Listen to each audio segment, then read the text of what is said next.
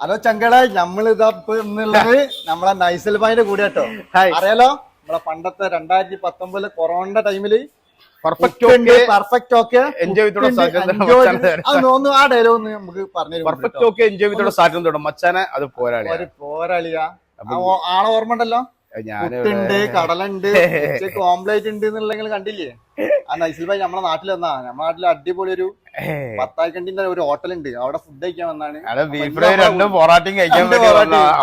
ഓരോ മച്ചാനെ. അപ്പൊ നിങ്ങള് വന്നോളി, നല്ലതാണ് സ്പോട്ട് ഉള്ളത്, പത്തായിക്കണ്ടിന്റെ ഹോട്ടല്.